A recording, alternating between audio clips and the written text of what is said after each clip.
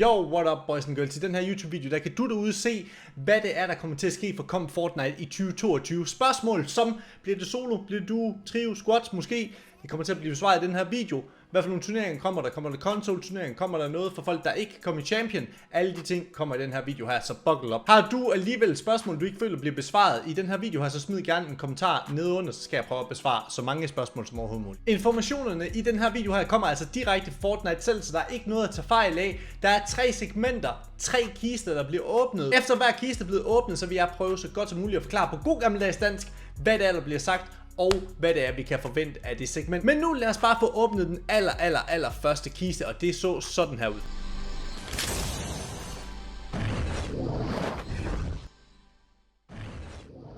What's up, Fortnite fam? Zeke here. I'm really excited to share a couple of updates on Fortnite Competitive with you today. Before we get started, I wanted to take a few seconds to reflect on this year. In 2021 to date, we've had millions of unique participants across all tournaments. In total this year, so far, all of you have played in over 100 different named tournaments across over 1,000 different tournament sessions. We see your drive and passion to compete, and we're thrilled to continue to support this community and our open ecosystem. Thank you for your support for Fortnite Competitive. So, next year, we are planning hundreds of additional tournaments for you, all directly in-game for you to participate and compete in for 2022.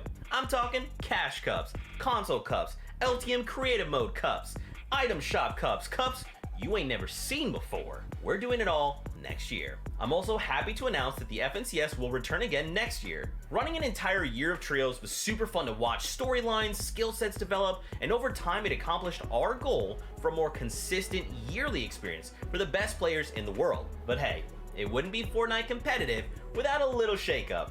So for 2022, it's all about twos. FNCS next year will be duos for the whole year. You can expect to drop into the first FNCS next year in February. We wanted to announce this super early today so you had plenty of time to find your perfect duo partner before we kick off the next year. Okay, så den første nyhed, vi får at vide her, det er altså en af de helt store, og det er, at hele næste år, 2022, kommer til at handle om duos. Der kommer stadigvæk til at være Cash Cup, LTM Cup, in-game Skin Cups, tror jeg også, de sagde. Det er det, jeg tror, de kalder for Item Shop Cups. En af de andre store ting, som vi får at vide her, det er altså, at Console Cups er på vej tilbage til Fortnite. Og det har været lang tid siden, at vi har set gode Console Cups. Der har været lidt her og der i den her sæson, men ellers har det altså været 2 fulde sæsoner hen over sommerferien, hvor der slet ikke har været noget for jer konsolspillere derude. Så I kan godt glæde jer igen, der kommer Competitive Fortnite tilbage til jeres platform. Så for at opsummere det her, den store nyhed, duos næste år, hele året, der kommer alle de turneringer, I kender, højst sandsynligt endnu flere. Og jeg synes også, jeg har hørt en lille smule om nogle Daily Cups, så vi kan nok godt regne med, at hen over sommerferien, at der kommer noget lidt ligesom der gjorde for 2 år siden, hvor vi havde en turnering hver eneste dag i duos. Men det var altså, hvad der gemte sig i kiste nummer 1, så lad os nu åbne kiste nummer 2.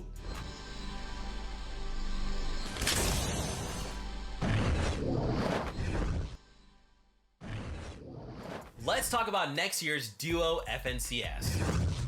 Like this year, you can expect an FNCS to run during each new season of Fortnite. We found that 2 qualifiers is a sweet spot for narrowing down Fortnite's best in each region, and opens us up to having more tournaments outside of the FNCS. The top duos at the end of these qualifiers will still skip semifinals and advance directly to the finals. And for those who don't advance directly to the finals, we still want to reward consistency of play across both qualifiers. So, series points will continue to be awarded to those teams who don't directly qualify each week. The top duos on the series point leaderboard will advance normally and participate in the semi-finals. This season, you saw us experimenting heavily with highly valuing Victory Royales in the semi-final stage and beyond. Our intent is to continue to explore ways to provide value for obtaining a Victory Royale in set lobbies where we can. We want to continue to lean into those big moments for all players and fans, regardless if you've watched 100 tournaments or if you're catching your first one right now. With this in mind, our FNCS semifinals and finals have some significant changes planned for next year, incorporating some player and fan feedback as well. Semifinals will now consist of only a single heat, aka a single lobby. This series of semifinals matches will fill out the remaining spots for the finals through new tournament tech that will enable a hybrid mix of how players advance to the next stage. Every match will advance the team that obtains a victory royale in a single match immediately to the finals. But the normal semis tournament is still proceeding simultaneously, and at the end of the day, the top consistent duos on the daily leaderboard will also advance to the finals. On Thursday and Friday, we'll repeat this and backfill the empty spots of all those who advance out to the finals from the new teams who are next in lines on the series leaderboard rankings. So what this means is the teams ranked higher on the series leaderboard will have more daily opportunities to break into the finals through a mix of different methods, awarding both consistency and pop-offs in the moment. We also hope this will narrow down our focus for the broadcast so we can cover more of the total semifinals action. Semifinals isn't the only thing we're changing for next year. We are updating our tournament system in another way to utilize another brand new format for the FNCS finals called Match Point. With Match Point, once a team accomplishes both achievements during the tournament window will end early. The finals leaderboard at the end of that match will be locked, and that team will be crowned FNCS champions. Now, in order to pull this off, the two things that a single team needs to do are 1. Reaching a specific number of total finals points after a match ends, and 2. Securing 2 or more victory royales throughout the final session. If both of these thresholds aren't reached by any duos team by the end of the scheduled last game, the tournament will end normally, just like it does today. Our main goal with this new tech is to continue down the path where victory royales continue to hold a huge impact, while balancing it carefully with overall consistency. Our team is currently looking at a lot of historical data too, to make sure we get these numbers right, and we should have more to share in the coming months. Så der var fandme altså mange ting lige at tage ind her, men for lige at summere det en lille smule op for jer så godt som jeg overhovedet kan, så starter det altså med, at FNCS er gået fra at være 4 uger til 3 uger til 2 uger, og de bliver ved med at fortsætte med at være 2 uger. Jeg skal nok sige mod slutningen af det her segment, hvad jeg lige synes om de ting, men for nu lad os lige holde os til fakta, fordi langt hen ad vejen, så kommer kvalifikationen faktisk til at fungere, som vi har set førhen. Der kommer til at være 2 ugers kval af 4 sessions, går jeg ud fra, det sagde de ikke noget om.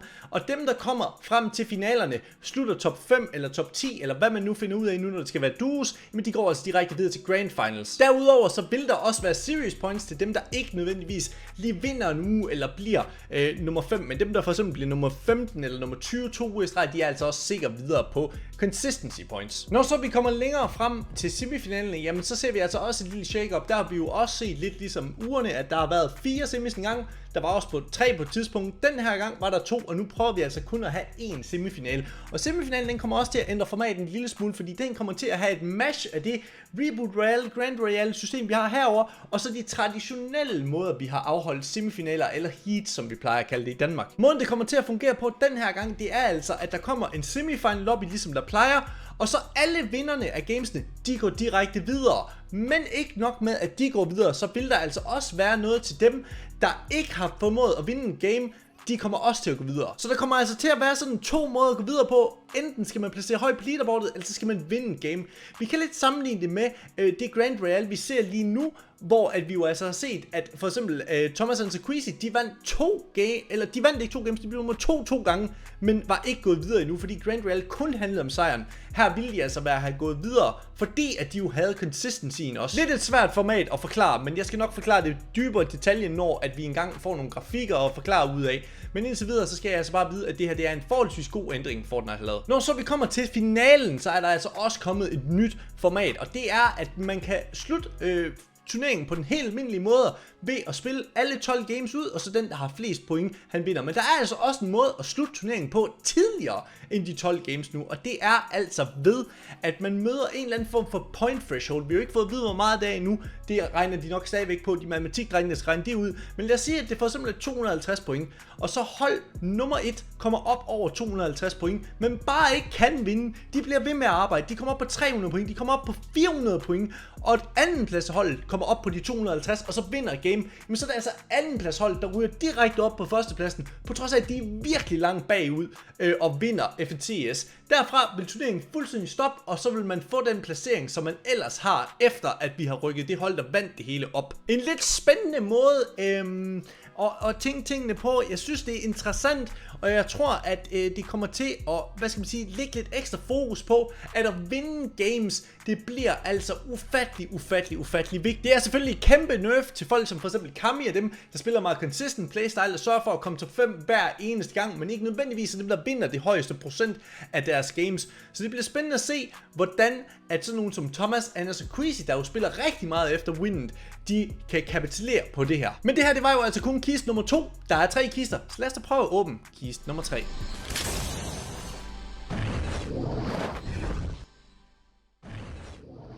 Alright, now let's dive into the rest of our online tournament plans for next year.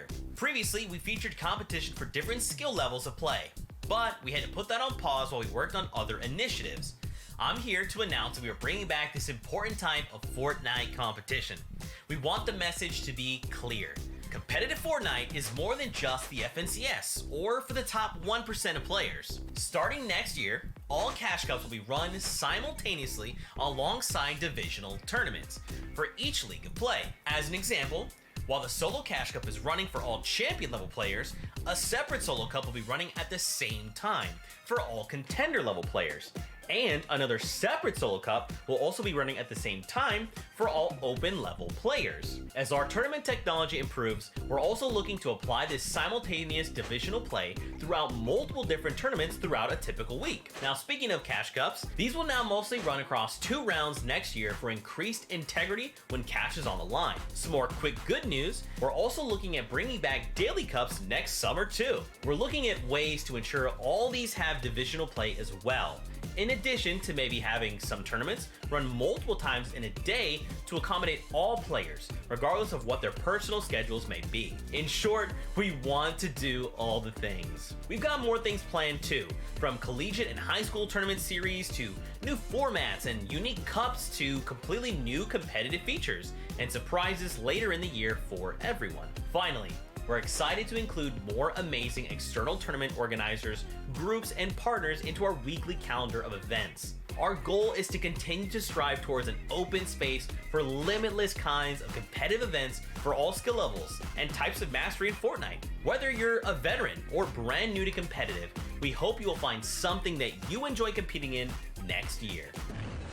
Så endnu en gang, altså en lille smule at snakke om i det her. Her får vi altså at vide, at den helt store ting bliver, at næste år, der kommer der ikke kun turneringer for folk, der kan komme i champion. Der kommer også turneringer for folk, der kan komme i contender. Og der kommer også turneringer for folk, der basically ikke spiller spillet. Pricepoolen bliver kommet til at blive splittet ud over alle mulige forskellige skill levels, så det er ikke kun at top 1%, som de siger, players, der kan vinde penge i det spil her. Det vil altså sige, at i fremtiden, der kan vi højst sandsynligt se, at der vil køre 3 turneringer på samme tid. For eksempel om søndagen, når der er solo cash cup, jamen så vil der køre både en solo cash cup for folk i champion, en i contender og en i open. På nøjagtigt samme tid, så man kun kan deltage i en app. Hvordan det her det kommer til at fungere, det bliver altså meget spændende at se, fordi at jeg kunne forestille mig, at Fortnite tidligere har haft en del problemer med folk, der snyder i spillet, men altså også, at folk højst sandsynligt kommer til at spille på en account, komme champion, øve sig alt det de vil, og så bare lave en ny account, og så spille open turneringerne for at få noget gratis cash. Så det bliver meget spændende at se, hvordan deres anti-cheat system kommer til at handle den opgave. Det siger jeg bare held og lykke med i hvert fald. Når det så er sagt, så får vi altså også nyheden her om, at der vil komme daily cups i fremtiden, samtidig med, at vi kigger imod, at der vil komme flere third-party tournament hosts. Og det vil altså sige, at for eksempel sådan noget som DreamHack højst sandsynligt kommer tilbage. Det kan være andre lands, det kan være sådan noget som ESL, det kan være Blast, det kan være alle mulige andre tournament holders, der har lyst til at holde turneringer i Fortnite. Så det kan ske, at vi får en masse spidse turneringer i næste år. Men så til allersidst, så troede du var færdig, fordi jeg sagde, at der var 3 kister. Men faktisk, så er der en fjerde. Og det handler om World Cup. Lad os lige prøve at se, hvad Zeke havde at sige om World Cup. One last thing. As the world begins to return to a more normal, whispers of in-person events have been spreading throughout the community. As you guys have probably already seen, we're starting our learning and exploratory phases with select partners and tournament organizers. Our goal is to safely reintroduce in-person events back into the community, but while also being able to pivot as the world makes daily adjustments. Player health and safety is always going to be our top priority when working and considering on any in-person event. We still have our online-only policy in place until we have completed this important evaluation phase. So for right now, all that we ask of you guys, Fortnite fam, is of course your patience from you, our partners, as well as we work through this evaluation process and then eventually reintroduce broader and in return in-person events. I mean, I'm excited for it.